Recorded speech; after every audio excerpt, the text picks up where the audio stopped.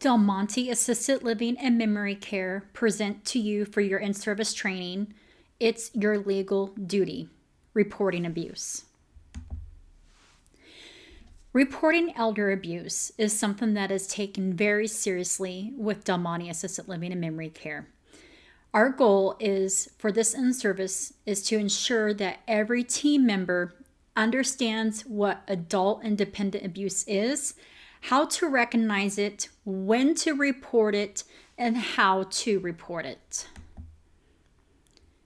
In California, elder abuse and dependent abuse is at epidemic levels. Many professionals are now mandated reporters. Reporting responsibilities are very serious, and it's everybody's responsibility, not just administration staff, to report elder abuse here at Del Monte Assisted Living and Memory Care. One key thing to remember in reporting abuse is failure to report it in a timely manner of any suspected abuse can result in serious consequences. And this includes even withholding certain aspects of what you feel, seen, or saw. Learning objectives for this in-service. Identify and recognize the signs of suspected abuse or neglect of elders or dependent adults as defined by California law. Determine how, when, and where to report suspected or seen abuse or neglect based upon where it occurs. And describe what an investigation agencies can and cannot do when they make a report.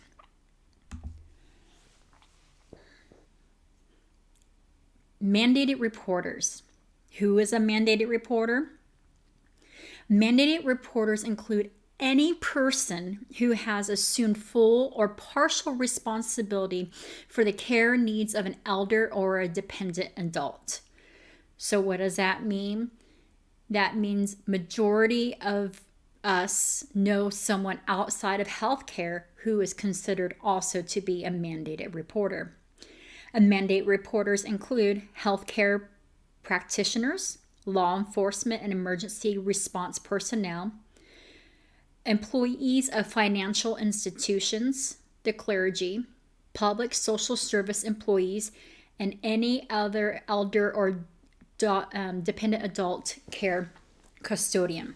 So that means all of us here at Del Monte Assisted Living and Memory Care, regardless of your role you play in someone's care, you are a reported, mandated reporter.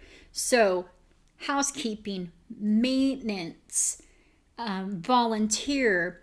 If you are part of our team, you are a part of the mandated reporter per California law. So many of us want to know, what is considered elder abuse or adult abuse and what to look for. There are many types of abuse that can occur. Some of the most common abuses are physical. This is direct beatings, lack of medical care, over-medication or even under-medication, and sexual exploitation, abandonment. This means willfully or desertion of a person who is in the need of care. So many times we feel like, family has abandoned their loved one at Del Monte. Well, yes and no. Yes, because they are no longer maybe actively participating in their loved one's life. No, in the sense that they made sure their loved one's needs were met. Isolation. Priving a dependent adult or senior from their own mail, telephone calls, or visitors. Now, mind you, during COVID, there are times that visitors are not allowed into the building for the safety of all of our residents. Financial, theft, misuse of funds or property, extortion, or fraud. So anytime a family member is maybe taking mom or dad's social security money that's intended for them to be able to pay their medical bills and their room and board fees, and they're using it for their own personal needs, that is a financial abuse. Neglect, denial of food, clothing, shelter, health care, or unable to provide basic needs. Many of our residents that come into the Stockton location have gone through the APS system and have been abused in this way or somehow. And it could have been through self-neglect, which is malnutrition, unable to keep or maintain their home, their medical needs, or they're not able to manage their bills anymore. Mental suffering. This can be verbal assaults, this could be threats or fear. Many times our seniors become fearful because of the situations that they have been in. What is physical abuse? So once again, assault, battery, assault with a deadly weapon, unreasonable physical constraints. So tying somebody to a bed, to a wheelchair, locking them in their room, that is a physical constraint. Also, giving them too much medication could be considered a physical restraint. Prolonged or continual deprivation of food or water, so refusing to give somebody their breakfast, lunch, and dinner because they don't want to have to clean up a bowel movement, refusing to give them water because they're just going to wet themselves in the middle of the night. That is considered elder abuse. So here's one area that gets a little tricky on sexual abuse. Sexual abuse is physical abuse, but with sexual abuse there are so many more components and layers to it. This could be sexual assault, sexual battery, rape, spousal rape, and sodomy.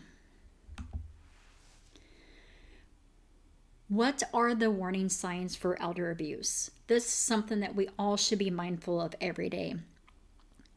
The following items are possible warning signs that there might be abuse occurring to an older adult or a disabled adult. If you observe some or all of these occurring with an individual, you must report it to the ombudsman. If it's outside of Del Monte, such as maybe your elderly neighbor or something, you're going to report that to the Adult Protective Services. Any injury that is inconsistent with the explanation for its cause.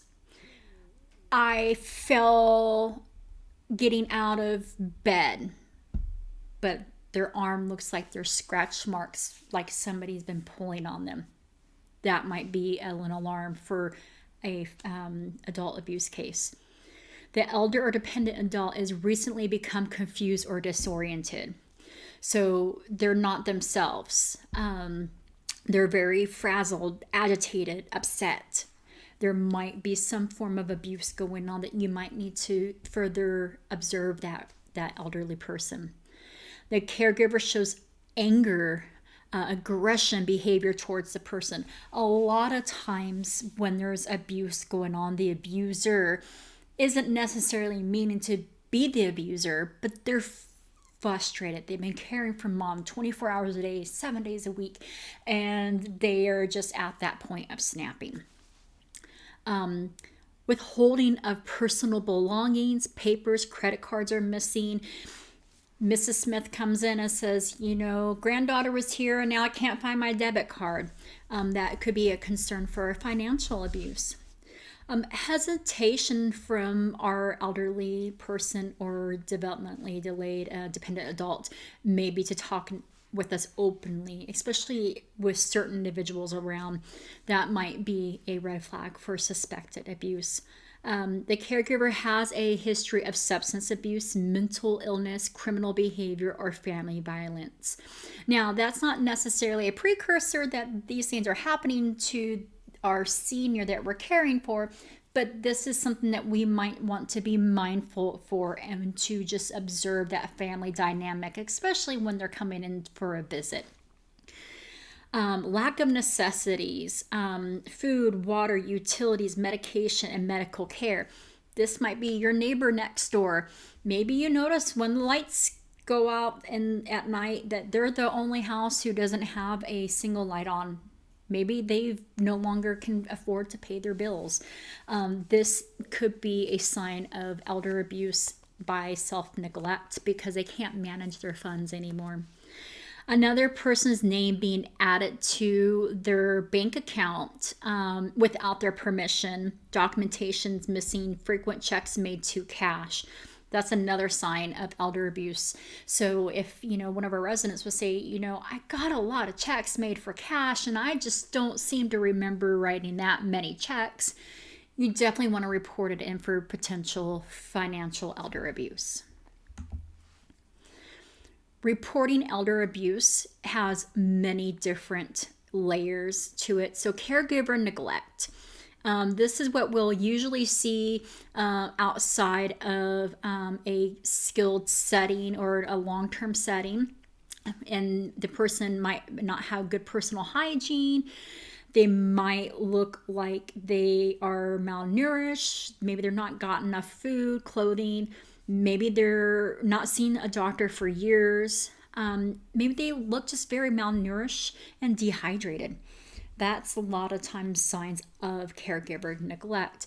Now, caregiver neglect / self-neglect can sometimes kind of mesh in with each other, meaning that an elderly person could be refusing to bathe themselves, not remembering when to eat their meals, not going for medical appointments, or refusal of medical appointments. They look very malnourished, they're dehydrated. They just don't recognize their own safety needs, and they are not quick to pick up safety hazards. Financial abuse takes, form usually with someone that the senior has trusted. Maybe that senior has trusted somebody to go to the ATM for them, and now there's more funds being pulled out than what they've authorized. Maybe their house has been sold without their knowledge. Maybe, they were defrauded, or both. So meaning somebody's calling in saying that they're going to do a reverse mortgage, and now their home's been taken from them.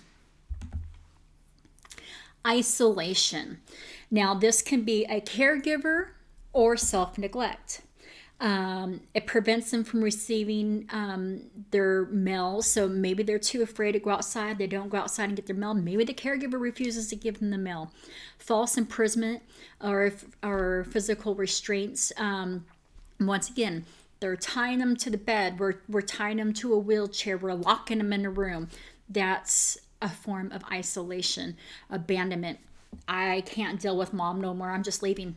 I'm not going to come over. I'm not going to look at mom. I'm not going to check on mom no more. She's at home by herself. She can figure it out for herself. That is abandonment. Abduction. This is something that we might not experience here at Del Monte, but you might hear of it from a neighbor. My sister took my mom to Texas, and my mom wants to come home, and she refuses to let my mom come back home. That is abduction. If the senior wants to return back to California and they are a resident of California, they do have the right to return back to California. Mental suffering. So once again, that fear, agitation, confusion, severe depression. These are all forms of mental suffering. And then other mental distresses. So we want to keep an eye out for that. Especially, when we're dealing with resident to resident, maybe we paired somebody up with a roommate who was very just mentally abusive. We need to be mindful that mental suffering is not just at the hands of direct caregivers and family members, but it can be as a result from another resident. So next we're going to watch It's Your Legal Duty. This is a California mandated video that all employees watch.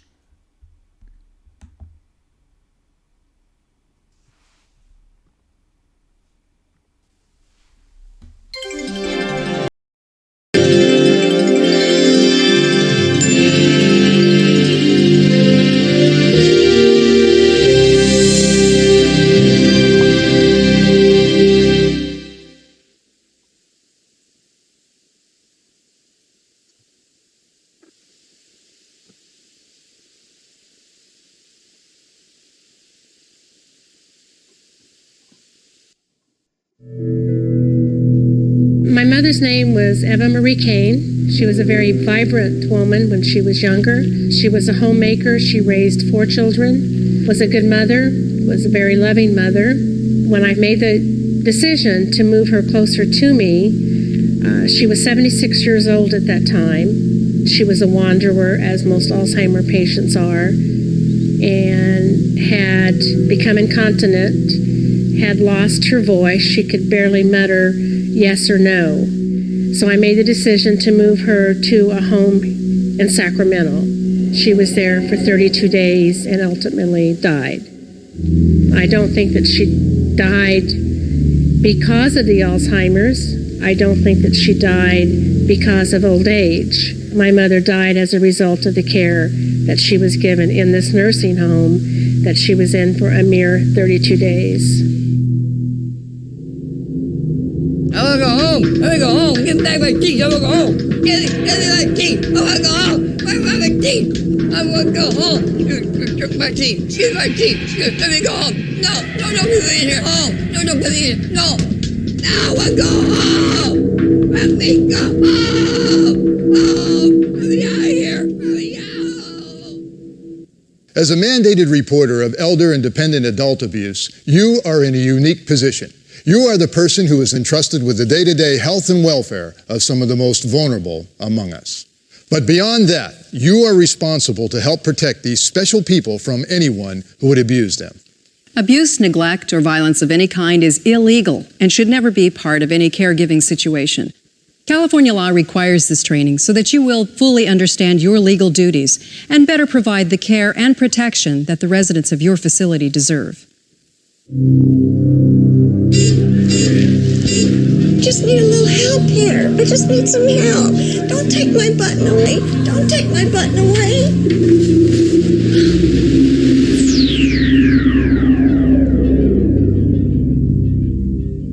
They are silent crimes, hidden crimes, and sadly, crimes that affect millions of victims and their families. To help protect elders and dependent adults, California law requires that certain individuals are mandated to report incidents of known or suspected abuse. A lot of people don't realize they are mandated reporters. Those that call us are normally those that are concerned with the outcome or with the welfare of the residents within the facilities. When they find out they're mandated reporters, that's usually a double shock to them.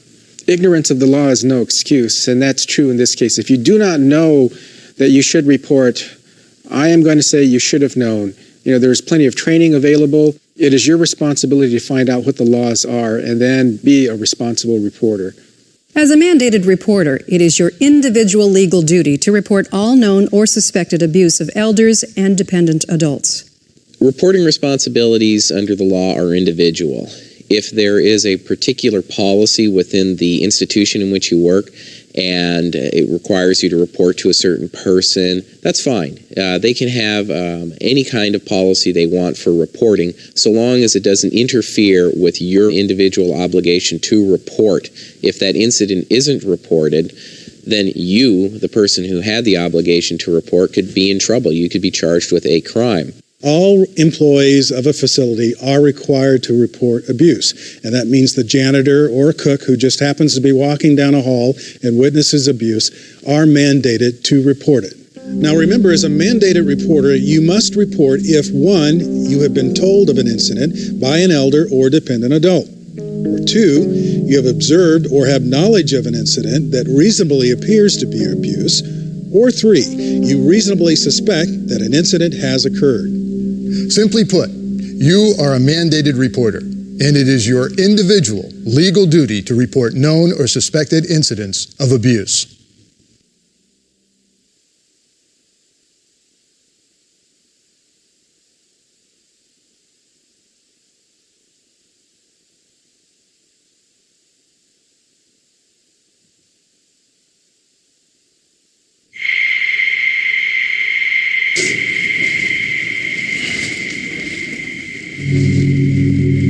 Leaving you here while we take care of your room. Are you okay?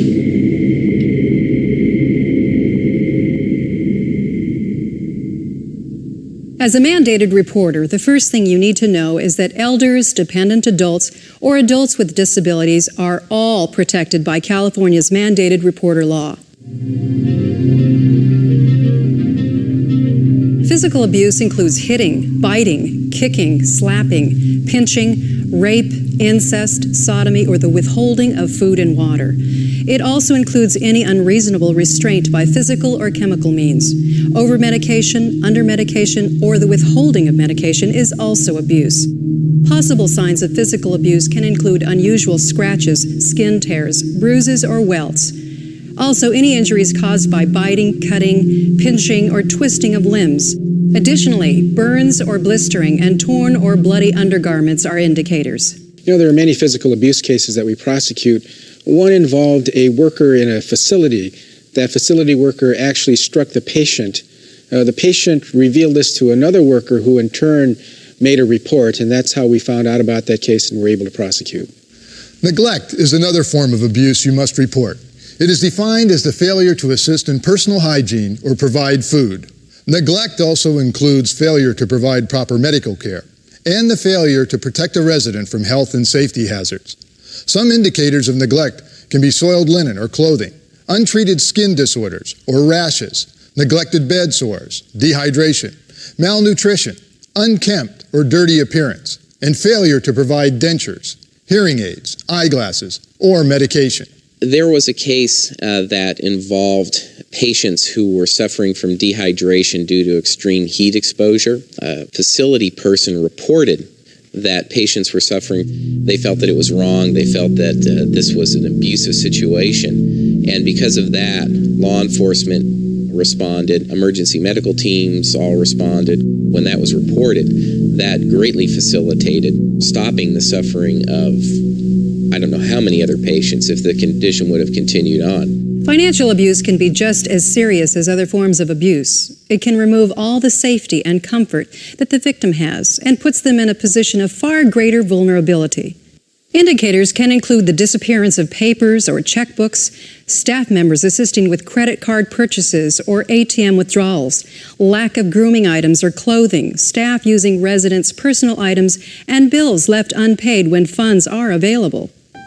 I had a case of an elderly female who lived in a long-term care facility, and she had allowed one of the workers there to cash checks for her. When she finally got her bank statement, she recognized there was more activity in the account than she had authorized. She confided in another employee at the facility, who then reported that to us. The conclusion of this case was that the mandated reporter acted appropriately and did what they were supposed to do, started the ball rolling, got law enforcement involved, and the victim got justice because the suspect was arrested. Other forms of reportable abuse are isolation, acts that keep a resident from receiving mail, phone calls, or contact with family, friends, and other concerned individuals, and abandonment, the deserting of an elder or dependent adult. One other form of abuse you need to know about doesn't involve staff or family. It is resident-to-resident abuse. Resident-to-resident abuse is when one resident in a facility abuses another resident in the same facility in any way, whether it's physical, mental, or financial. As with all other forms of abuse, resident-to-resident abuse is illegal and must be reported.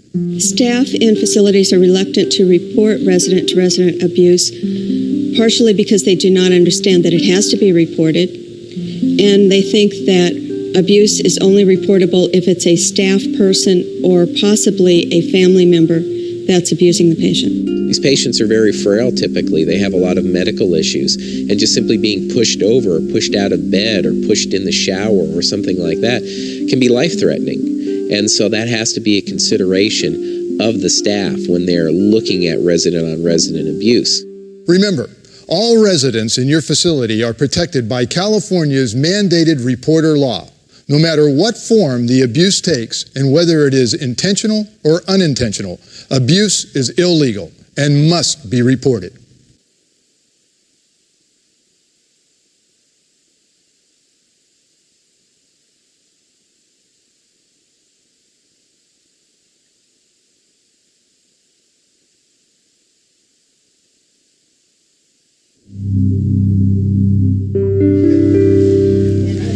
Mrs. Russell, we're going to be having dinner in about 15 minutes, all right? Let me just hold on to your cell phone for safekeeping.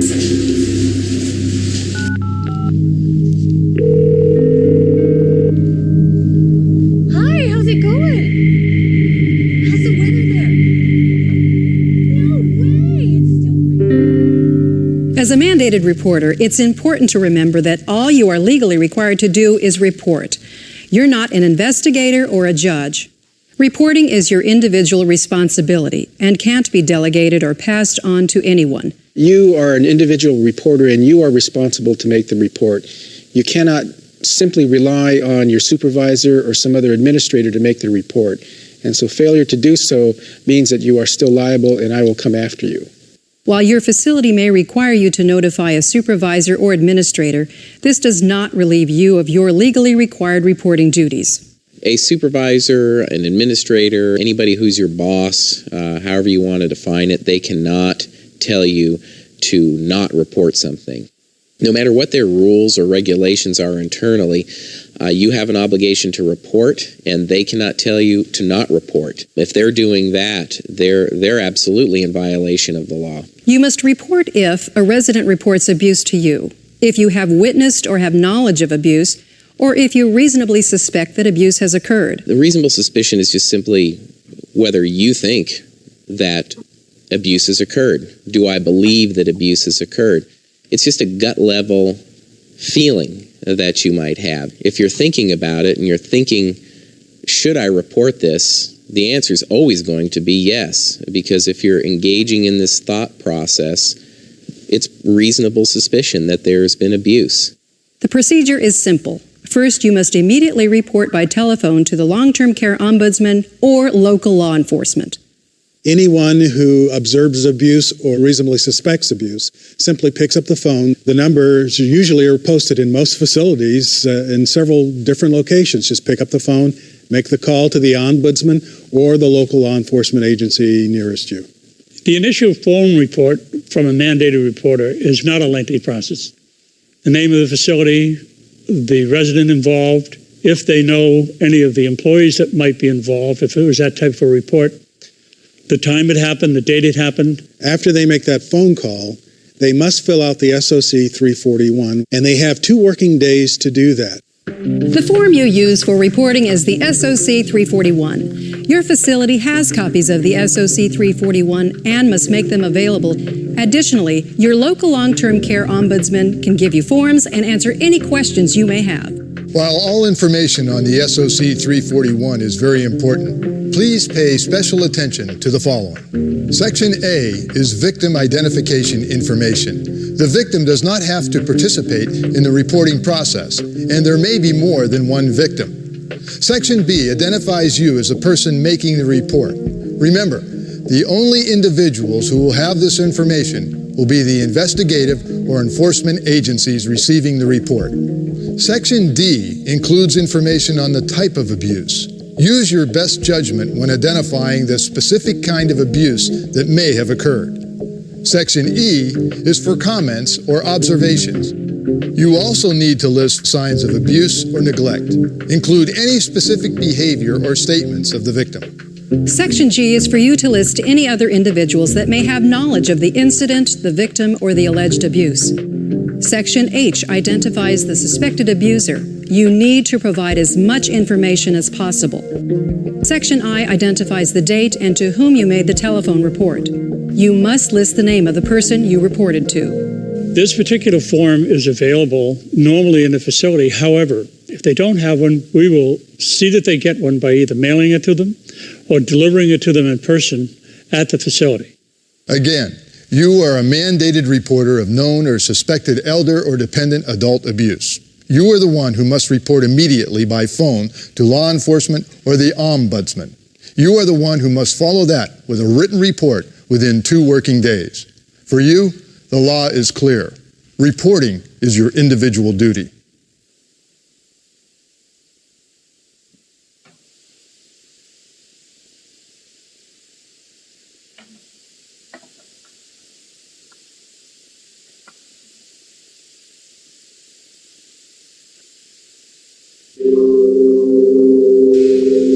My book, you have my book.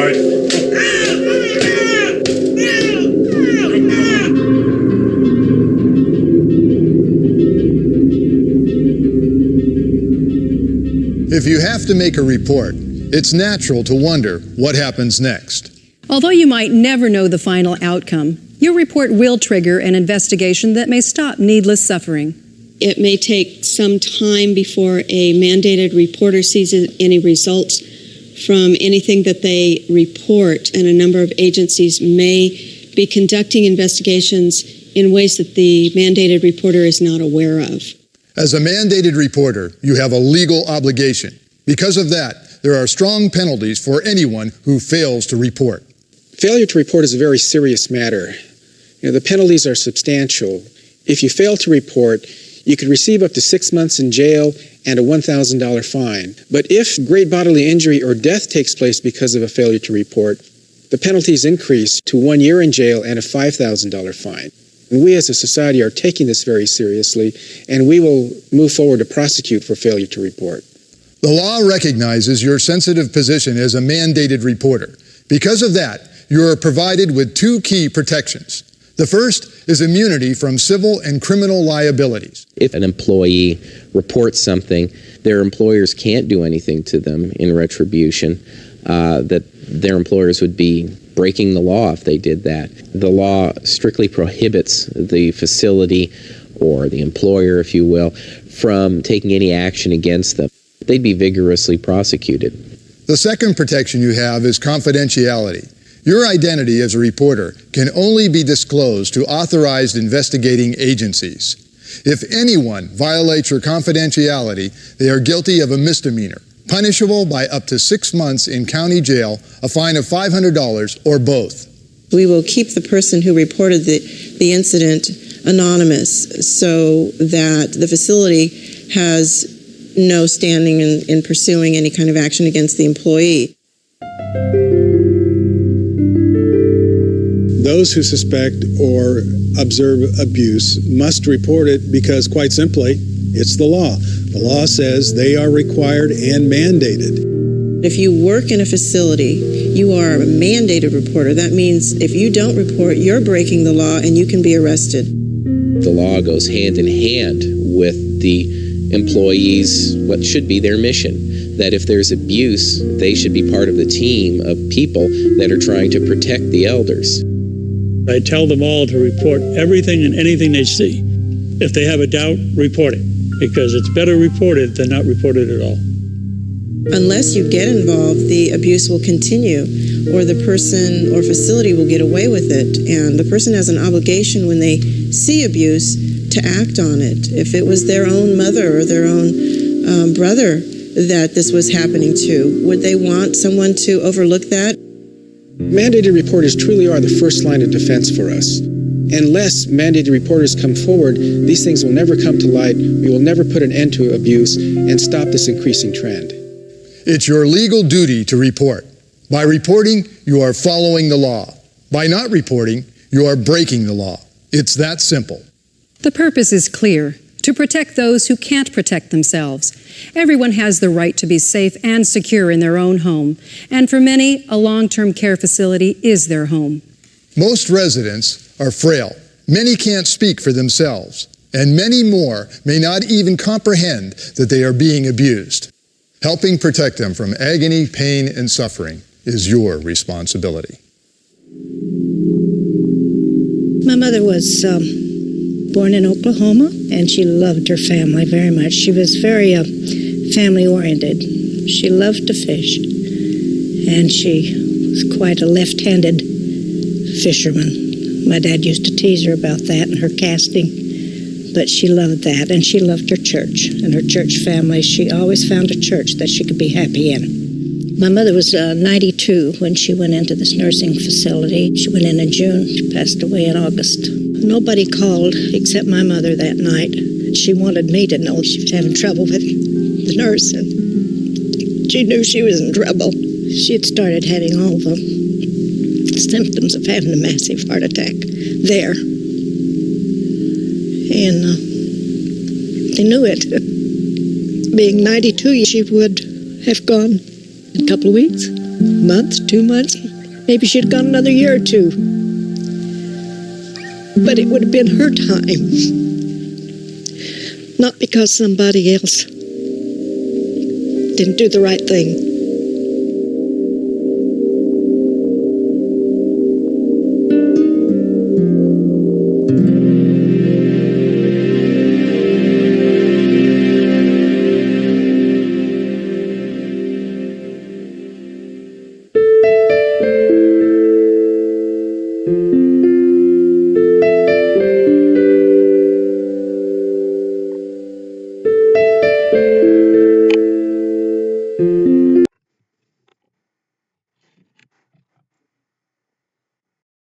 So the question arises, who can abuse?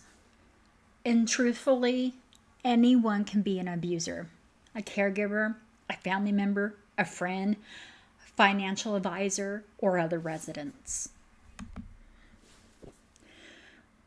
When you are reporting elder abuse or neglect of a dependent adult, it's extremely important that when you're getting ready to make that phone call to fill out the report, that you gather all the information. Having to stop and gather information can be very frustrating and cause some anxiety, and connecting again with the same reporter, it could just, make somebody just feel like, I don't want to deal with it. But to be honest, you need to report. And when you are reporting, just make sure you're ready to give all the details of the event. So different agencies do different actions when it comes to reporting. So law enforcement, they respond to an emergency crisis situation. They ensure immediate safety. They apprehend and possibly arrest the individuals if it's needed. They do their own investigation of suspected criminal offenders. And they may or may not come to the facility to do the report. They might just take the report over the phone, especially in the cases of resident to resident. Many times they will just take the report over the phone. When they do that, make sure you get the report number still. Adult Protective Services. This is an agency that you would report to outside of an assisted living, skilled nursing, or hospital setting. They investigate reports of elder abuse and dependent abuse in any public setting. They provide crisis intervention and referrals, and they cross-report to law enforcement. So you'll see law enforcement and APS work simultaneously together. Now, the long-term care ombudsman is like our APS agent. They will do their own investigation of suspected abuse, and they will advocate for the resident as well. So for the purposes of reporting suspected abuse in an assisted living or skilled nursing facility, who do we report to? And the two entities that, besides Department of Social Services, that we would report to would be the law enforcement. So we would contact the local police department. Del Monte has multiple locations, so please ask your supervisor if you're unclear which police department you would contact. Long-term care ombudsman program. Once again, this is per area. So if you're in Stockton, it would be the one who's assigned to the Stockton building. If you're Pacific Grove, it'd be whoever's assigned to the Pacific Grove building. There are posters throughout, but once again, please ask. In the incident binders, you will find this contact information as well.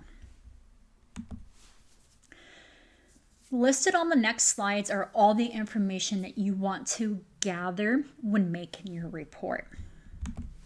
So the name of the person that is being abused, and the name of the person who is the abuser. And this includes a nickname. So if it's somebody outside of the facility in a home care setting, you want to give the police officers as much information as possible. For the purposes of Del Monte Assisted Living and Memory Care, it's going to probably be hopefully never ever, but an employee potentially. But many times when we're dealing with reporting abuse, it's usually a resident to resident, so you would give them the other residents' names and details. But gather as much information as you can without arising suspicion. So if you're worried about retribution,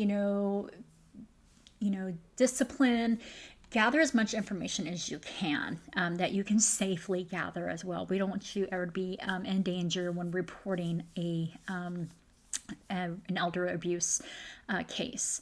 The more information you can do, obviously, the better.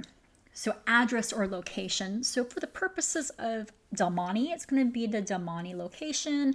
But if it's outside of the facility, you're going to want to make sure that you give them the name and address of the alleged abuser and where the victim lives now. If you're, not sure, and maybe it's, a place that someone frequently visits, give them that location and where the alleged victim is for during the daytime. So for example, maybe this person goes out to hemodialysis or an adult daycare or something like that, the victim, then you want to have that information available as well, so that way that the police department can, go and question them in a more safe, secure environment. But for the purposes of Del Monte, it will be our Del Monte address. Date or date observed. This is where, it can be a little tricky. If it's, emotional or financial abuse, it's not something that's always aha moment, right? Like they're being abused and you automatically pick it up. Sometimes these things kind of happen over a period of time. Maybe the last month or so you've noticed Mrs. Smith's daughter coming in and taking her mom's checkbook with her, and Mrs. Smith making comments about money's missing.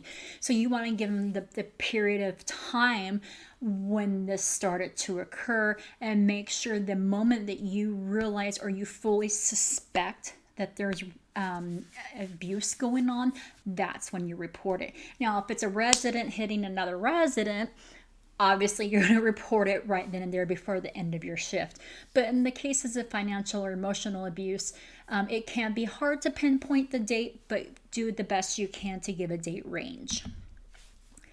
Other witnesses or parties involved. Are there other witnesses who observed or told you about the abuse and where? So maybe a family member of Mrs. Smith came in and said, I know her daughter, Sue, has been taking Mrs. Smith's money and I'm the niece. So you want to, make that report, because now it's a third party informing you of the abuse. If it's, neighbors, friends, maybe it's other residents.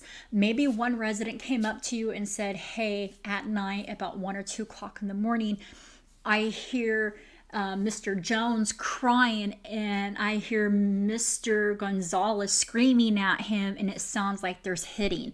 So you want to involve the other witnesses. Now, bear in mind, we want to protect the other witnesses if they're other residents, so that way they can feel safe when reporting to us. How old are the abusers? That is something that they're going to want to know. And how old is the victim? Because that is going to make a determination if it's really abuse or not. For the purposes of Del Monte, if anything's going on with any of our residents, regardless of their age, it's going to be reported. And date or dates observed. So once again, some situations you may see or hear something or injuries that are appearing may be suspicious, but you just don't have enough information in that time frame, while others may be where you hear about them, but you just can't gather that information.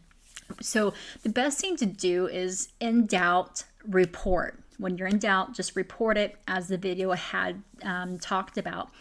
Provide details about the injuries and the dates too. So maybe Mrs. Smith, every time her daughter leaves, 2-3 days later, she gets weird marks on her arms. Make sure you include those types of details as well. And then sometimes additional factors involved, such as alleged physical abuse, penetration, or when the abuser or perpetrator will return home from a trip, is helpful for the police department or the ombudsman. So I know Mrs. Smith's daughter went on vacation, but she's going to be back on Tuesday. So that way they know when to go and find her and start their investigation. If it's an alleged sexual abuser caring for the alleged victim, you want to give them, the details of maybe you notice panties, blood, etc. And so as much information as you can. In the case of a financial abuser, maybe Mrs. Smith's daughter is taking over ownership of Mrs. Smith's house this week and her money's going missing and stuff. So all these details will help build a case if there is abuse going on. And then other, relative medical information. Maybe Mrs. Smith has a history of mild cognitive impairment.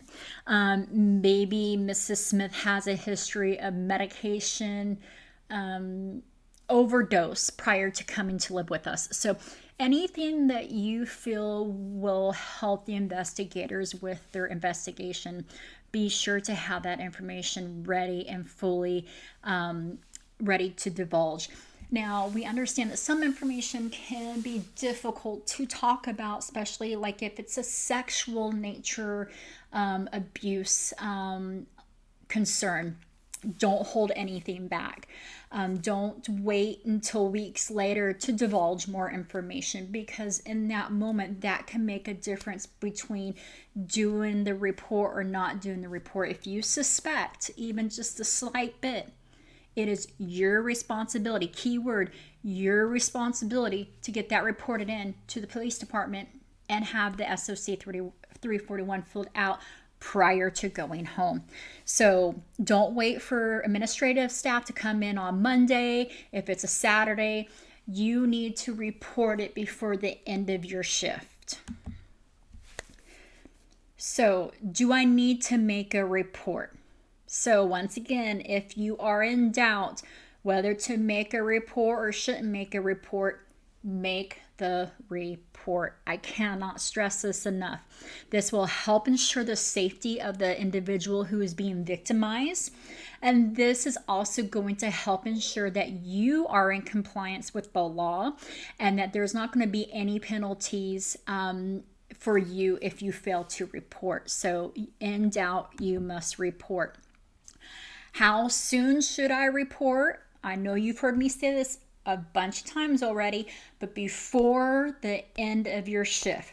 Now, by California law, if it is non-life threatening, you have 24 hours. If a serious injury has happened, you have 2 hours to report it. For Del Monte Assisted Living and Memory Care, if it's non-life threatening, meaning nobody had to go to the hospital, no 911 was called, etc., you are going to report it before the end of your shift. You're not going to wait until the next day when you come in. You will report it before the end of your shift. Now, if a resident hit another resident and they had to go to the hospital, that is serious bodily injury. You must report it to the police department and fill out the SOC 341 and fax it into the ombudsman within 2 hours. Do not, once again, wait for administrative staff to come in on a Monday or to come in the next day to complete this process. This is your legal responsibility to get this done in a timely manner. This is not a Del Monte responsibility. This is your responsibility. Del Monte Assisted Living and Memory Care has a responsibility to ensure that there is good follow-up from your report.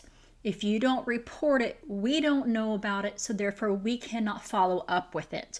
So you report to the police department, you report to the ombudsman, and then you report it to the administrative staff.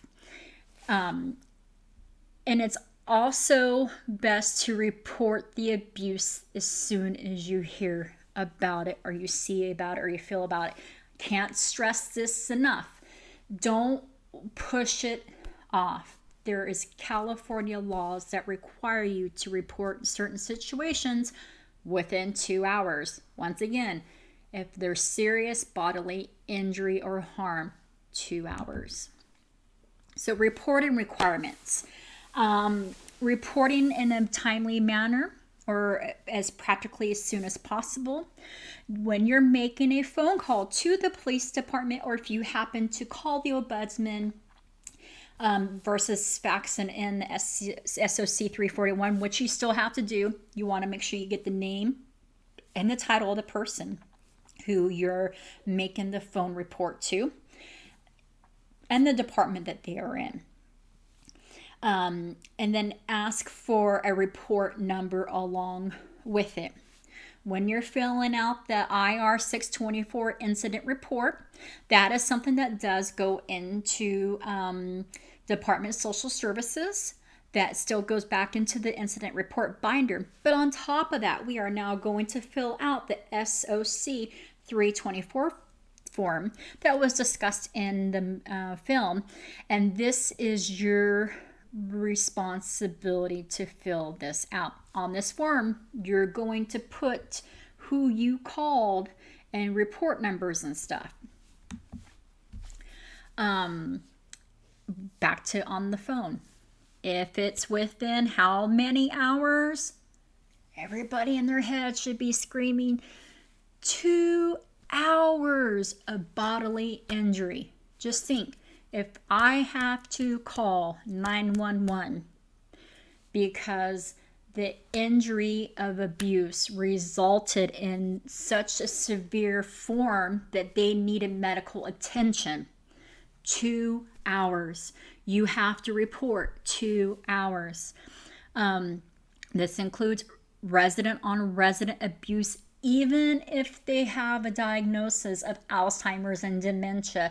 Many times we think to ourselves in the memory care unit that they don't know no better.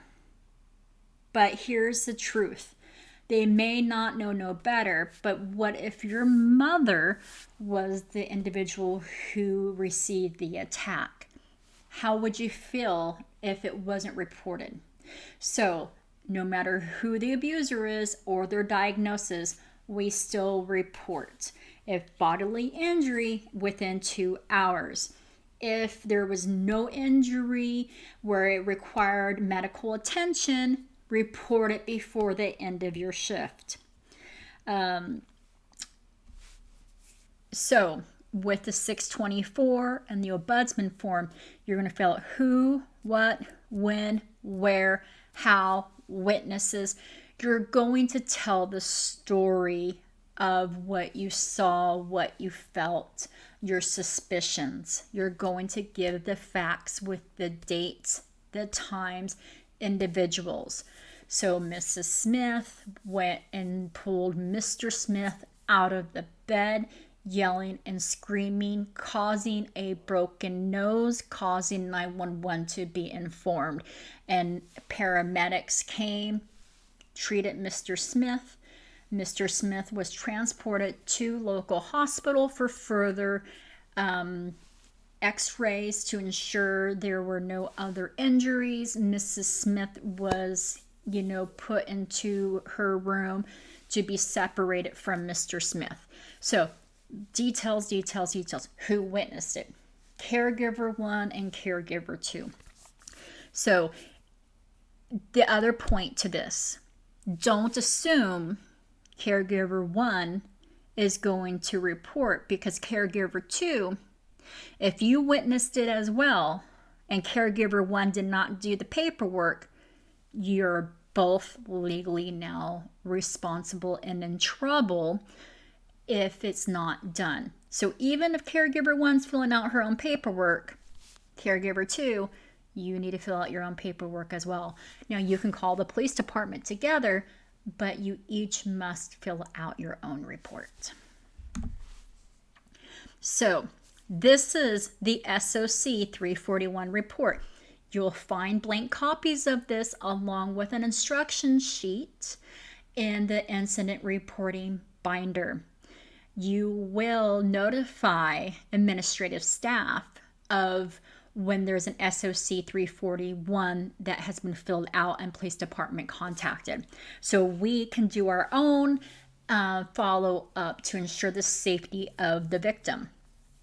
It is your responsibility, keyword, your responsibility to fill this out. This is a report that is sent to the Ombudsman and the Department of Social Services, and Stockton or Monterey police departments may ask for it. You must fill out all the sections.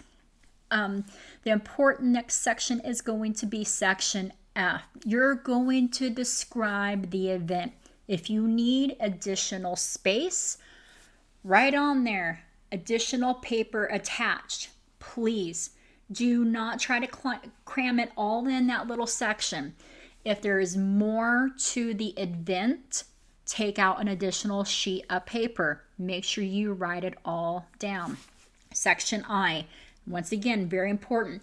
Who did you report this into? I called the Stockton Police Department. This is the number. This is the officer that came out or I spoke to. And I sent it into the Department of Social Services and my local ombudsman. So make sure you put that out in there. Section J, who did you give the written copy to? I gave it to DSS, PD, and the ombudsman. So when you're filling these out, don't hesitate to pick up the phone and give a supervisor a call. Keep in mind, do not wait to turn this in if it's a bodily injury that resulted in medical treatment. You need to get this in within 2 hours. It's better to have it halfway filled out and submit it and go back and correct it than to skip it. Do not wait for a supervisor. In the meantime, though, hopefully you'll never need this form. But after watching this in-service video, go and get the incident binder, look at the SOC 341 report, and review it, review the directions on it, and speak with a supervisor on how to safely fill it out and who to send it to. Because once again, it is your legal responsibility to make sure this is done in a timely manner. Keep in mind that the information on this is confidential. This also means you reporting it is confidential. Mrs. Smith's daughter never needs to know that you suspected financial abuse. You should never have to worry about your own safety when protecting for the people that you care for. So when this is being filled out and it's being submitted to the police department, the ombudsman, and the Department of Social Services, they will not disclose who the mandated reporter was. The only time that you might ever have to worry about this, and even in this scenario you would be protected, is if it ever went to trial.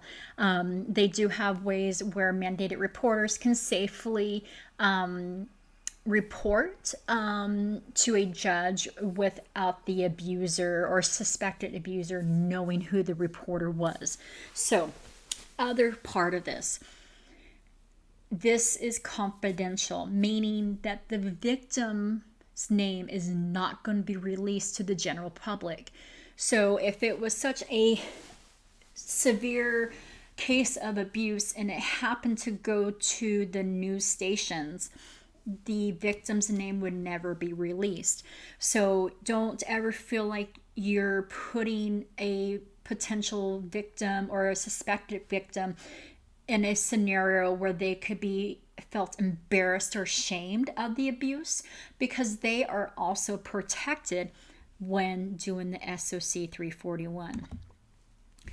When should you fill this out? So anytime you suspect, witness, hear abuse, when in doubt, you fill it out. So physical abuse, sexual abuse, emotional abuse. You hear Mrs. Smith's daughter saying, if you don't give me a check for cash, Mom, I'm not coming back to see you anymore. That's both emotional and financial abuse. So physical, sexual, emotional, financial abuse. You suspect it, your gut feelings telling you something's not right. You hear it from a resident, you hear it from another resident, you hear it from a family member. It doesn't matter. You report it, because now that you've heard it, it is your responsibility to report it. So mandating reporting tree. This will also be filled out in the IR binder to help you to determine who and when you're going to call for help. So physical abuse is on the right side, non-physical abuse is on the left.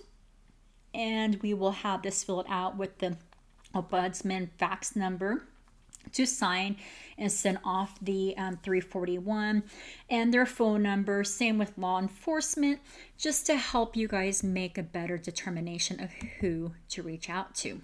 So I had mentioned it earlier in the video, earlier in the in-service, you heard it in the video. Failure to report. There are severe penalties for failure to make a mandated report if there is knowledge or witness to abuse or suspected abuse. Keep in mind, just because you reported it but didn't tell the full story can also have its consequences. So if you saw something but you didn't get the full details and it didn't result in an investigation, and then later on you gave more details because of whatever reason, you could be held liable for the California reporting laws within 24 hours. Del Monte's policy, before the end of your shift, before you go home. It doesn't matter if you're going to end up being on overtime. You need to make sure you report it before you go home. So non-medical life-threatening injuries before the end of the shift. If it's if it's a serious bodily injury, within 2 hours. So we want you to make that call like ASAP. But however, we understand that your hands might be tied up with calling 911, calming other residents down, calling family members. It might not be feasible to call within the next 30 minutes. But however, California law requires how many hours? Everybody say it, 2 hours if it required an emergency intervention. 2 hours. So what would happen if it's a non-life-threatening form of abuse? Well, you could go to county jail for 6 months, $1,000 fine, or you could potentially have both happen to you. In the event that this injury or this abuse resulted in a serious injury or death, you're looking at 1 year in a county jail, $5,000 fine, or both could happen to you. California takes this very seriously. If you see or hear or suspect abuse, it is your legal duty to report it. It's not my legal duty unless I happen to be the one with you to see it. Then it's my legal duty to report it as well. But it's your legal duty. Del Monte's duty is to follow up and ensure that the victim or victims are safe and there is no more threat of abuse. We are there to also help you if you have questions during the investigation process. We're there to help support you and the victim in that manner. But at the end of the day, we're not the ones, I'm not the one who saw the abuse, but maybe you and another caregiver or multiple caregivers saw their abuse. So this would be your penalty. So please, please, please, if anything, you walk away from this video, you realize the severity of withholding or not reporting suspected abuse. So there is confidentiality. We mentioned this just a little bit ago. Sometimes there's fear. Oh, geez, if I report Mrs. Smith's daughter and for financial abuse, she knows what time I get off of work. She knows what car I drive. I'm a little terrified of her. She's kind of a scary woman. Don't worry, your name will not be disclosed by Del Monte, by the police department, by the ombudsman, by the Department of Social Services.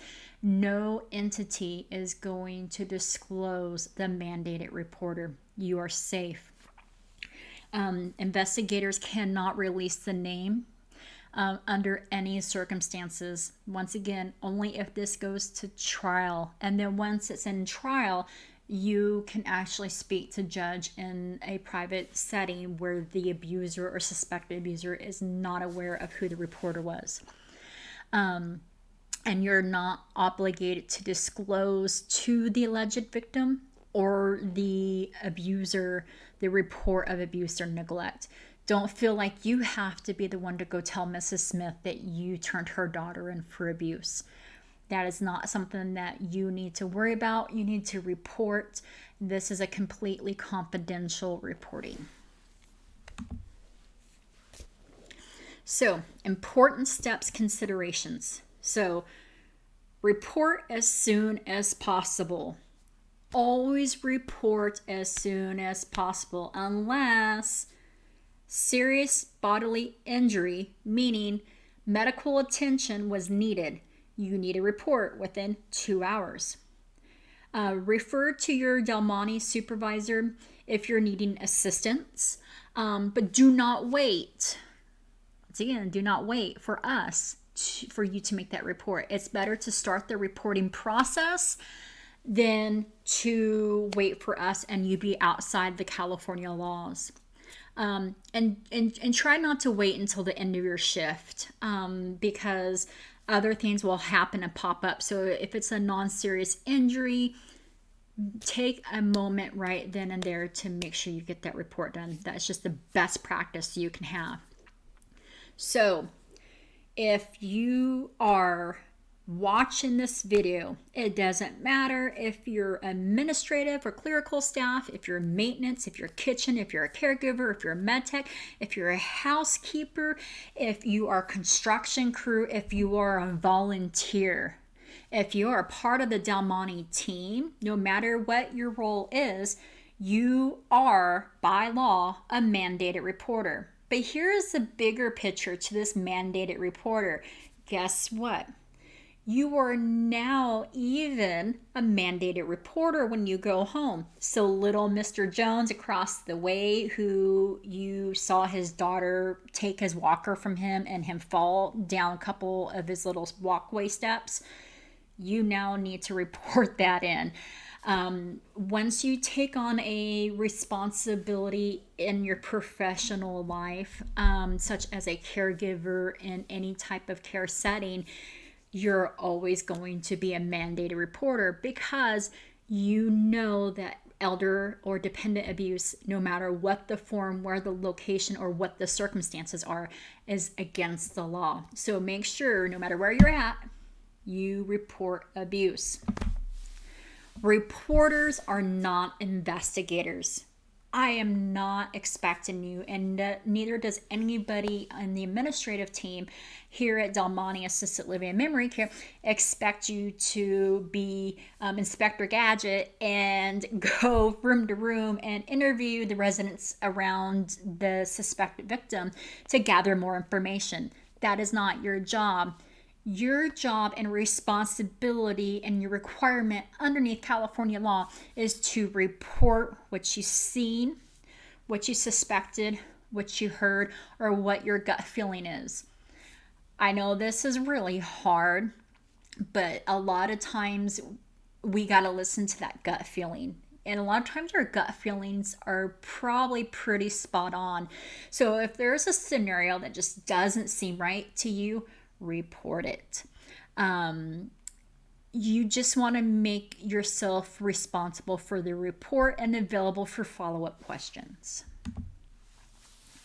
So you keep hearing the long-term care ombudsman. What is this person and what do they do? So they are like the counterpart to the Adult Protective Services worker, but for the long-term care facility. So they advocate for their clients' wishes, and not just on things that regard to abuse, but just residents' overall health and safety, and anything that has to do with a resident in a long-term care setting. They're there to help advocate for them. They will collaborate with other residents, family members, no matter what the need is, abuse, financial need, maybe they're facing eviction for some reason. They're there to advocate for them. Now, here's where there are some limitations. So if a long-term care ombudsman comes in, and if the client or the resident confides into them about abuse, financial abuse that maybe we didn't know about, but they don't want to press charges, unfortunately, that ombudsman can't force the victim to do it. However, if we hear of it, we have to report it, but the ombudsman cannot force the victim to make charges. Now, she's going to report her abuse. Don't get me wrong. They're going to report the abuse, but they cannot force the alleged victim to press charges if they're in their right mind to do so. Even if we know that Mrs. Smith's daughter has been financially abusing her now for 6 months, they can't force Mrs. Smith to press charges. So this can be a very difficult part. When it comes to a mandated reporter, you did your part. You reported the abuse, but it might not go nowhere because Mrs. Smith doesn't want to press the charges. But they're just there to support the ombudsman's there to support her. Maybe Mrs. Smith will change her mind later with little, encouragement and support from the ombudsman. They will cross-report with other entities. So they're going to maybe reach out to Mrs. Smith's bank. They might file kind of a report over there. They are going to call the police department and give them their follow-up. So they will work with other entities to make sure what the abuse is followed up outside of their jurisdiction. Capacity to make decisions. So all mandated reporters, no matter the mental capacity of the victim, must report any suspected or witnessed abuse of an elderly or dependent adult. So it doesn't matter if Mrs. Smith has got her complete mental capabilities of making her own decisions, because we've seen, saw, suspected, heard, whatever the scenario is, we now must report that suspected abuse for Mrs. Smith, even though Mrs. Smith can make her own mental capacity, decision-making skills. When it comes to the reports of the abuse, a person's mental capacity or capacity to make decisions will always be a factor. However, you must still report it to the local police department and the ombudsman. If the victim at the time of the investigation decides not to press charges, this will be made between the investigators and the victims. It is never your place to decide the mental capability, decision making of the victim. Oh, Mrs. Smith, I know she's got it with her enough to report this in on her own. Nope, Mrs. Smith is 75 years old. Even though she has a capability of making that decision, doesn't mean we ignore it. So it doesn't matter the mental status. If they're completely 100% cognitively impaired and they depend upon us for every decision that they make, or they're completely independent but maybe had suffered a stroke and are in our care for bathing and dressing needs only, we still report the abuse.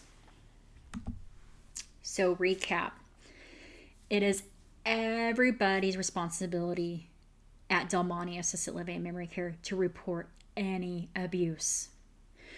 You must report all abuse by the end of your shift if no serious injury resulted. I understand California law says you have 24 hours. That's not the Del Monte policy. Del Monte's policy is going to be you report it before you go home. If a serious injury resulted, you must inform the local police department and the ombudsman within 2 hours. Keep that in mind. 911 was called because Mr. Smith beat up Mr. Jones. You're going to call the police department within 2 hours, and that is regardless if it's memory care or not. You're going to fill out the SOC 341 along with the incident report 624. And you're going to email it and or fax it in to the Department of Social Services and the Ombudsman. You will return these forms back to the IR binder and inform administration staff of the event so we can also follow up on safety precautions for the victim. Do not wait for your supervisor or the administrator to report any abuse. This is your legal responsibility to make sure the report is done in a timely manner. You are responsible. I repeat, you are responsible. You must notify within 2 hours if it's a bodily injury. If no bodily injury is done where required 911 help, you must report it by the end of, I hope everybody's saying shift. California law, yes, 24 hours. Del Monte policy, end of the shift. You still report to your supervisor the events and give all the information that you have obtained, including report numbers, persons you have spoken to, along with the dates and the times of all reports made. So once again, this information is going to be extremely important for the administrative staff to ensure that all parties are, doing their part to follow up for safety precautions. And if it's, resident to resident, we are making safety adjustments to protect the victim. If maybe Mrs. Smith's daughter comes in and only does the abuse on the PM shift, we might want to alert the AM and the knock shift just in case she comes in a different night, right? So that way they're aware of the situation and we can keep Mrs. Smith safe. So don't forget, inform us as well. And if you fail to report all the full facts, or you fail to report it at all, this could have extreme legal consequences for you. If you're not feeling comfortable with giving the full facts to a Del Monte supervisor or administrative staff, it is still your legal obligation to give those facts to the local police department and the ombudsman on the 341 form. The 341 form, yes, we see it and we read it, but however, you have to give the full details to the police department, especially in the event of a sexual nature. Some people, that is a very sensitive and hard to talk about difficult topic. So even if you don't come to myself or another supervisor and give those full details of what you witnessed, saw, or suspected, you must report that in to the police department, ombudsman, and Department of Social Services so they can do their investigation to ensure this abuse doesn't continue. It's your legal duty to report all abuse. So thank you. Please be sure to take the post test. Yes, I want to ensure that you actually watched this full video. So there will be a post-test. You will get this from your supervisor, and they will grade it and they will turn it back in to your file. If you fail the post-test, you have to have an 85% or better to pass. If you fail, you might be required to watch this video again. But thank you so much. And if you've got any questions, just let somebody know. We're here to assist.